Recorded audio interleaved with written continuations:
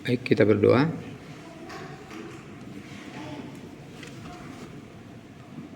Bapa di sorga, pencipta dunia ini, yaitu Tuhan yang Maha Kasih, yang Maha Kuasa, yang kekal untuk selama-lamanya.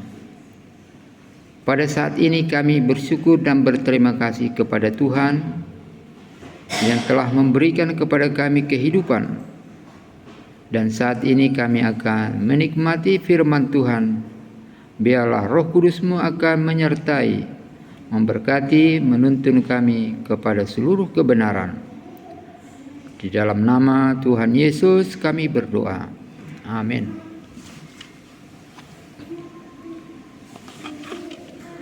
Baik, saudara-saudaraku, saya ucapkan selamat Sabat bagi kita semua. Selamat Sabat. Sungguh kita sudah masuk kepada bulan yang ketiga tahun 2026. Jadi saudara-saudara, waktu terus berjalan, tidak ada yang bisa menahan, dan waktu akan terus bergulir. Hanya mereka yang menggunakannya waktu itu akan boleh merasakan pertumbuhan, perkembangan di dalam kehidupan, di dalam Tuhan, di dalam pertumbuhan fisik juga. Kenapa saudara-saudara? Karena setiap orang yang hidup, mereka membutuhkan makanan. Kalau mereka makan makanan itu, mereka akan mendapatkan tenaga atau kekuatan untuk menjalani kehidupan. Saat ini kita bersyukur kepada Tuhan oleh karena kita boleh masuk kepada hari ke-7, hari Sabat saat ini. Dan saya ucapkan juga selamat datang kepada saudara Manik dengan Ibu Manik dan si anaknya, putrinya ya. Selamat Sabat ya. Dan ini baru pertama sekali untuk masuk menguduskan hari Sabat ya. Ini adalah salah satu tanda kita percaya kepada Tuhan. Boleh ditayangkan saudara-saudara apa kita khotbah kita pada hari ini? Isi hati dengan kebenaran yang kekal. Saudara-saudaraku yang kekasih, pekerjaan orang-orang percaya adalah mengisi hatinya dengan kebenaran yang kekal itu. Bagaimana kita bisa dapat kebenaran yang kekal itu? Saudara-saudara, kita harus bersyukur kepada Tuhan dengan berulang-ulang. Kenapa? Karena kita juga bernapas berulang-ulang, tidak dibayar, tidak ditagih. Dan saudara-saudara, kalau dikatakan setiap helai napas dibayar 500 rupiah, maka kalau satu hari berapa kali kita bernapas? Kita tidak bisa bayar ya. Jadi saudara, itulah sebabnya kita harus bersyukur kepada Tuhan berulang-ulang. Kenapa? Karena kita diberi secara gratis udara sehingga kita boleh hidup dan boleh bergerak, boleh mengadakan kegiatan-kegiatan. Dan saudara-saudara, udara yang sama tetap kita harus terima untuk setiap helai berikutnya. Diri kita masing-masing tidak boleh mengelak. Aduh, saya tidak mau ini udara ini. Kalau dia tidak mau, apa akhirnya? Akan kematian. Saudaraku kekasih, itulah sebabnya kalau kita berkata, aduh saya tidak mau ini Alkitab, maka kita akan mati saudara-saudara. Jadi oleh karena itu saudara-saudara, setiap hari selidiki, dalami, dan nikmatilah firman Tuhan. di mana saja kita berada pada hari ini. Kenapa? Karena waktu itu akan bisa kita nikmati satu kali saja, tidak bisa dua kali. Itu sebabnya saudaraku yang kekasih, perlu kita bertanya kepada diri kita, apakah kita sudah sungguh-sungguh menikmati akan firman Tuhan? Apakah kita sudah sungguh-sungguh bersyukur kepada Tuhan? Saudaraku yang kekasih, kalau kenapa kita harus bersungguh-sungguh untuk menikmati akan firman Tuhan? Coba ke bagian yang kedua tadi, setelah judul. Ini ya, setelah judul.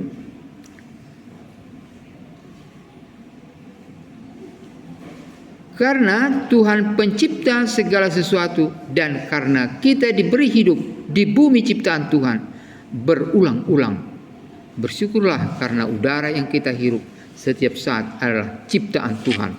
Ingat saudara-saudara, ingat setiap kita bernapas itu pemberian Tuhan, udara ciptaan Tuhan. Maka kita pantas harus bersyukur kepada Tuhan. Kenapa? Karena setiap saat diberi udara untuk kita hirup. Jadi saudara, banyak orang tidak menyadari bahwa ini udara adalah berkat utama, berkat yang tidak bisa disamakan dengan nilai uang. Banyak orang berpikir, waduh, saya kan bisa bayar udara. Tidak bisa, saudara-saudara. Jadi apa cara pembayarannya? Kita bersyukur kepada Tuhan setiap kali kita bernapas, ya. Bersyukur kepada Tuhan. Saudara, kenapa kita harus bersyukur kepada Tuhan? Karena segala sesuatu sudah diciptakan di dunia ini dengan sempurna, dan segala sesuatu tidak dapat ditambah dikurang oleh manusia. Ini tetap berada seperti Tuhan pencipta adalah tetap ada. Jadi Tuhan itu pun tidak dapat berubah. Banyak orang berpikir, bosan mendengarkan firman Tuhan. Banyak orang berkata begitu. Karena memang kalau kita belum memaknai, merasapi, mengerti betapa baiknya Tuhan pencipta itu, dan betapa ajaibnya, betapa hebatnya semua ciptaan Tuhan itu, maka saudara, pasti kita lupa bersyukur kepada Tuhan. Tetapi kalau saudara sudah merasakan, mengetahui, memahami bahwa ciptaan Tuhan itu indah sekali, bahwa ciptaan Tuhan itu adalah kekal, bahwa ciptaan Tuhan itu adalah baik dan tidak dapat yang menandinginya dengan buatan manusia. Saudaraku yang kasih, jadi kalau kita lanjut Pak, berikutnya. Ini secara detail ya. Berulang-ulang menggunakan udara, air. Ada orang berkata, masa saya bernapas terus. Sudah tidak bisa. Walaupun Anda senang atau tidak senang, harus bernapas. Itulah manusia. Ya, kalau hewan kan tidak mungkin bersyukur, ya, berterima kasih kepada Tuhan. Jadi bentuk bersyukur kita kepada Tuhan adalah melalui penurutan kita kepada apa? Kepada Tuhan. Bentuk syukur kita kepada Tuhan adalah apa? Mendengarkan Tuhan dengan sungguh-sungguh. Bentuknya syukuran kita kepada Tuhan adalah kita mematuhi semua aturan-aturan yang Tuhan katakan. Jadi saudaraku yang kekasih, bagaimana supaya bisa kita mengikuti aturan-aturan dari Tuhan? Tentu disertai oleh Roh Allah juga, oleh Roh Kudus. Di dunia ini tidak ada lagi Yesus, tetapi Yesus sudah meninggalkan Roh Kudus supaya setiap orang yang percaya boleh bersyukur kepada Tuhan, mengakui Tuhan, dan tunduk kepada Tuhan, takut akan Tuhan. Itulah menjadi bahagian orang-orang percaya. Jadi saudara, ketika saudara menikmati firman Tuhan juga, itu adalah salah satu wujud bersyukur kepada Tuhan. Jadi kenapa itu merupakan wujudnya? Ya, karena dikatakan di dalam Ibrani pasal 8 ayat 10 bahwa sebagai wujud umat Tuhan itu adalah Tuhan akan melakukan sesuatu kepada manusia. Saudara, mari kita baca atau kita perhatikan di layar barangkali Ibrani 8 ayat yang ke-10. Ini ayat luar biasa ya.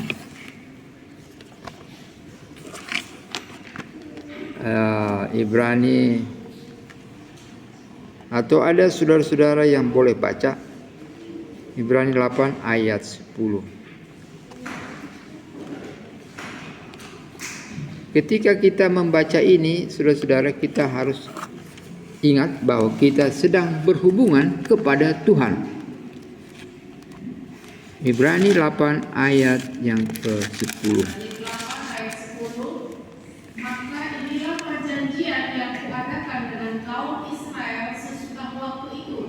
Demikianlah firman Tuhan, Aku akan menaruh hukum dalam akal budi mereka dan menuliskannya dalam hati mereka. Maka aku akan menjadi Allah mereka dan mereka akan menjadi umatku. Ketika kita membuka hati dan bersedia mendengarkan Tuhan, maka saudara-saudara, saat itulah hukum Tuhan ditulis, ditaruh di dalam akal budi. Ketika kita mendengarkan sungguh-sungguh, memahami serta mengingat firman Tuhan, pada saat itulah dituliskan di dalam hati kita, yaitu firman Tuhan. Dan itu merupakan syarat untuk menjadi umat Tuhan, dan itu menjadi syarat untuk menjadi Allah, Tuhan pencipta dunia, menjadi Allah kita. Saudara percaya atau tidak percaya, hal ini akan terjadi bagi setiap orang yang percaya. Saudara-saudaraku yang kekasih, jadi Roh Allah yang menulisi akan semua firman Tuhan yang kita dengarkan. Dan perlu saudara ingat dan perlu kita ingat, kalau kita makan, kita dibuatnya dalam satu piringnya. Yang di dalam satu piring ini aja yang harus kita perhatikan, fokus ya, kita habiskan ya. Jangan yang di piring-piring yang lain.